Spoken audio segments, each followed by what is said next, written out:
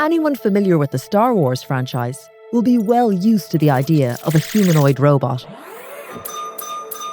Think C-3PO fussing his way through the galaxy since the late 1970s. Now, we're nowhere near having a real-life C-3PO, but advances in AI are driving a push towards humanoid labour. And China is emerging as a major player. So on this episode of Reuters Econ World, we thought we'd take a look at the multi-billion-dollar robot race. It's what we do here on the show. Every week, we pick a phrase or buzzword and go deep on the economic principles and ideas driving the biggest news around the world. So this week, robots. I'm your host, Carmel Crimmins in Dublin.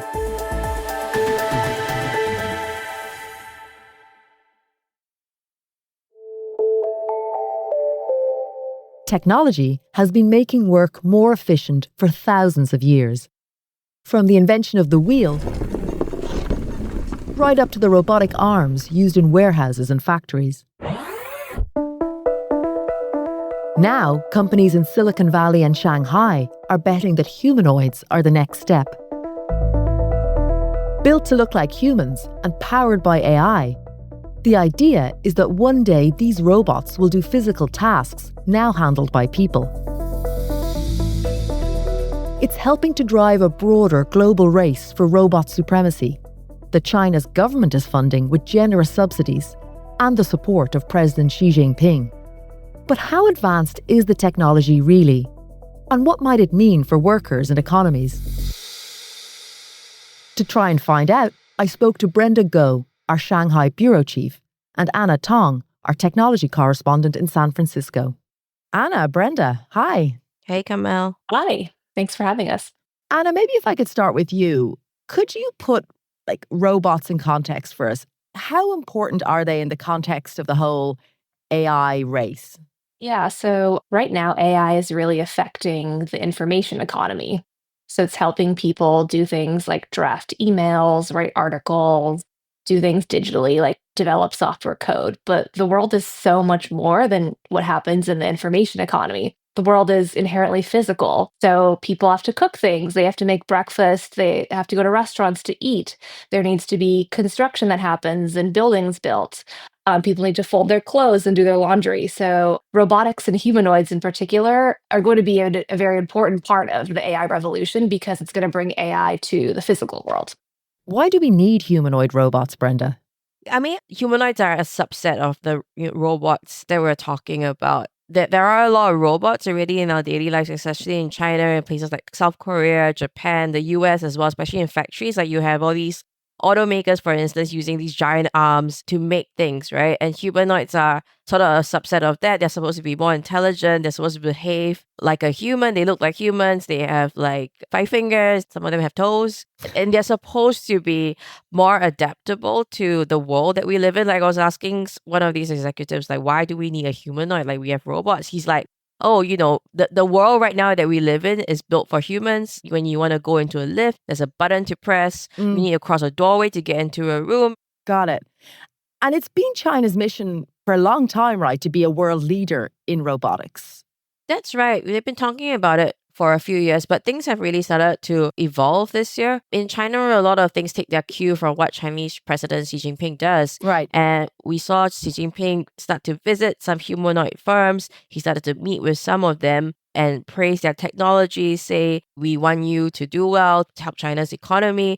And earlier this year at the National Parliament, they also talked about embodied artificial intelligence, which is the AI that powers these humanoids. Yeah. Do we know what's driving this kind of greater embrace? I think a couple of things are at play. I mean, the long-running situation is that we do have an aging population in China. Labor costs are going up. The factory of the world is getting more costly to employ human workers. So humanoids are seen as a possible solution to that. You have an aging population that you need care of. So humanoids might also be able to fill that gap. I think a couple of other things that are at play as well are the strategic competition that's happening with the United States. The recent success of DeepSeek has made China more confident that it can make breakthroughs and become more self-sufficient in kind of high-tech areas. And China has for years been dependent on the US for things like chips and other types of advanced technologies. And they really want humanoids to be one area where they're self-sufficient and that they can beat the US in as well. And how advanced is China when it comes to humanoid robots versus everyone else? The area that China really has the leg up in right now is the manufacturing. The manufacturing of the robots. The manufacturing, yeah. Generally, when you talk to humanoid manufacturers, they say that up to 90% of their parts are made in China. China is the most cost-effective place to do it. The cost differential is quite high right now. For example, Bank of America Securities, they put out a research note where they estimated that for Tesla has a robot they call Optimus. If all of its major parts were sourced from outside China, it would cost about 50 to 60,000 US dollars. In comparison, if most of the materials are sourced from China, it would cost around 35,000. And then in about 5 years, they estimate that the price of the robot manufactured in China could fall by half. So that's really where China has an advantage right now, the hardware of the robot.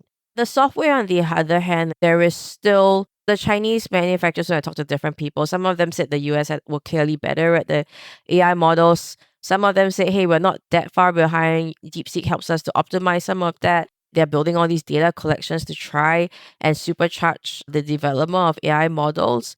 So the software, the brain that powers both like how the robot moves and how the robot thinks, that's really where right now the competition, I would say, is between China and the rest of the world. And Anna, how worried is the US when it comes to robots about this race for dominance here?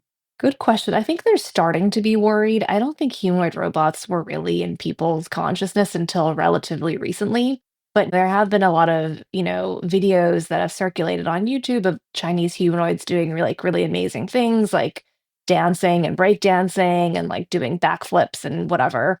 And if you compare that to American humanoids, the companies have videos where they're just basically walking and they're not even walking very well. They're walking very awkwardly. Right. So I think there are starting to be worries that China is going to be much farther ahead. But I do think that in general, folks still think that humanoids are pretty far away, Right. maybe like a decade or two away from being really in production. The analogy you hear a lot here in Silicon Valley is it's very similar to self-driving cars. Okay. And it took Google about 2 decades to be able to get the self-driving car unit into production with passengers in seats without drivers. So I think, yeah, people are worried, but they still think that it's quite far away. Yeah, that's a good point. You mentioned the videos, and we have seen Chinese humanoid robots do some amazing things. But then we've also seen them, literally stumble and crash. Like there was that half marathon in Beijing last month, which, was amazing. Robots were competing against humans. They didn't run as fast, that's for sure. But there was also stumbles at the starting line. We did see some of these robots fall over. So are they still kind of more for performance than for actual, work on the shop floor in terms of where they're at in China? Right now, yes, in a sense. You see a lot of shopping centers, you see a lot of amusement parks buying a lot of these humanoids. The rental market for the humanoid robot has also exploded. Like you can rent a Unitree robot pretty easily. Oh, really? And they do that at leisure like venues and stuff. What are they hired for? Like at fashion shows, they might have a robot walk down the street. So like they come on and they would model clothes? Yeah, that's right. And also like, for example, at the auto shows, they have them at the booths. People hire them for doing dances and things like that. There are quite a few manufacturers that have started talking about trialing humanoids. On the factory floor, there are a couple of trials going on. For example, at Chinese automakers like BYD and NIO, you have smart appliance makers also trying to use them at their factory floors. It's still quite nascent because these manufacturers talk about how the robots need to be trained and they need to be tested before they get a sense of how really widespread use that they can put them to. When it comes to the software for humanoid robots, is America still out in front, Anna? That I'm not sure because humanoids are so early. It's kind of hard to tell. Right. I do think that what everyone is currently working on is data ingestions. They have hundreds of people that are basically just teleoperating these robots to collect data. Right. That's what everyone's doing. Everyone in China is doing it. And then all the companies in the US are also doing it just because there's not a good source of data already. So they need to have that, harvest the data to train the models. I do think China does have an advantage on that front because they have access to essentially unlimited labor, and then it'll just be a lot cheaper for them to get massive amounts of training data.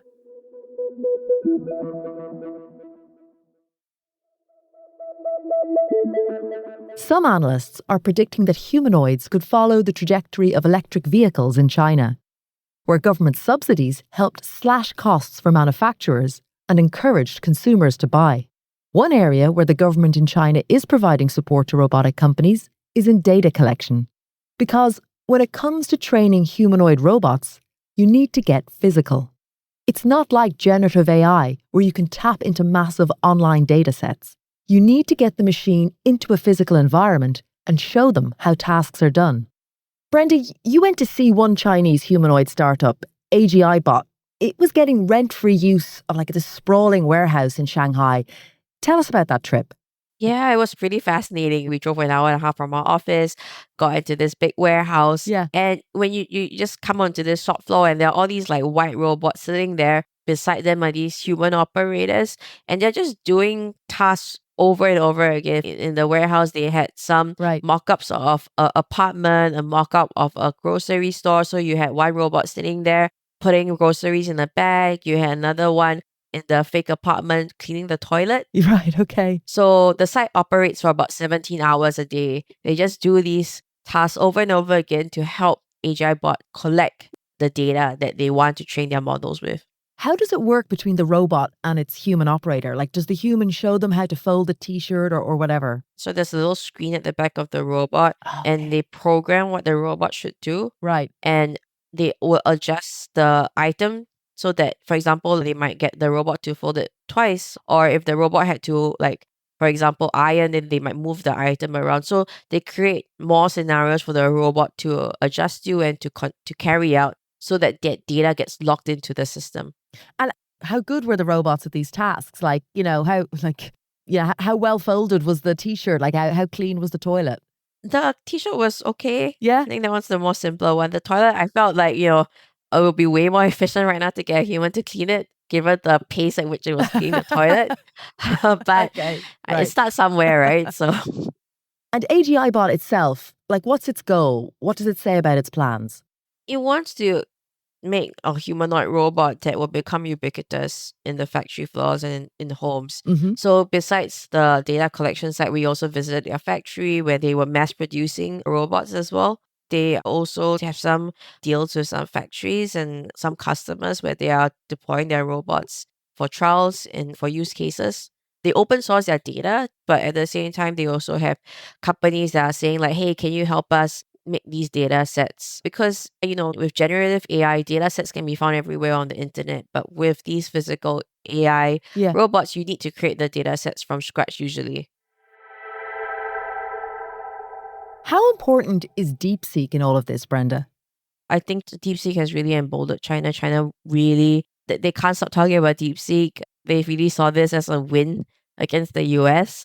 And it's really taught them or made them believe hey, we are not that far behind the US. No matter what people say, we're not a decade behind. We are very close behind. And we can translate this into other advanced technology breakthroughs as well. The dream here for industry is that you would have armies of robots doing all these tasks that are currently carried out by humans in factories, right?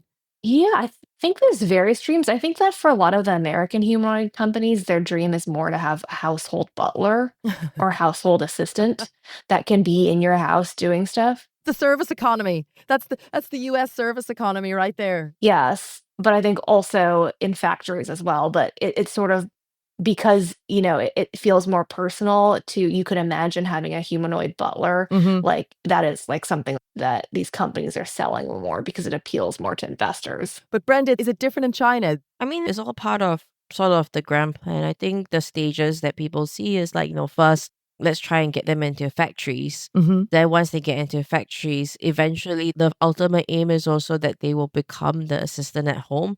the idea is to get the robots capable enough to get there. So besides like factories, China also talks a lot about elderly care homes. Like, we have a massive aging population here. On state television, they show humanoid robots carrying the elderly from the beds. They see these sort of uses as well for the humanoids. So yeah, eventually, like, I would love to have a humanoid like clean my cat litter, for instance. Like, there's actually a lot of eventual cases I can see myself like having a humanoid to do at home. Yeah. The technology got to that stage. But there are risks here, right? I mean, China has a massive workforce. It needs jobs. The risk is, of course, that the humanoids would replace the humans, and then there would be, add to the problems of unemployment, right? But I think we're quite early on in the technology that it hasn't really triggered like widespread public discussion about humanoids taking jobs away. But there have been various proposals, for example, about whether there should be unemployment insurance created for people who lose their jobs to AI, that sort of thing. But yeah, it's a very real possibility that in future, if the humanoid can work 24 hours a day, whereas a human worker needs rest, and if they're the same price, then yeah, the job could easily go to the humanoid. What about in the US, Anna? Are people worried about robots replacing humans? I would say, like, in the US, there's a lot of skepticism towards like the humanoid robot companies. Some of them have said things like, we're going to have humanoids in people's homes by the end of 2025. And I think like investors are pretty split on whether or not humanoids are the future, or if it's something where it'll require tons and tons of investment and it's not going to pan out anytime in the next, say, 10 years. Right. Interesting. What about in China, Brenda?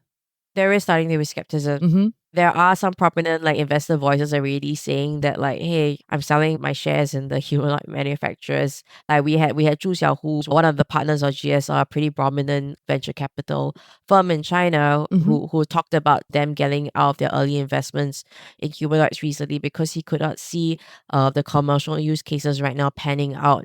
And also in China, yeah, there's a big question of whether this will all end up being just another wasteful endeavor, right? We do have a lot of companies talking about producing thousands and thousands of robots, but will there actually be enough demand to fulfill all of that? We talk about the creation of demand, but whether the demand will be sufficient enough to absorb all of that is also another question.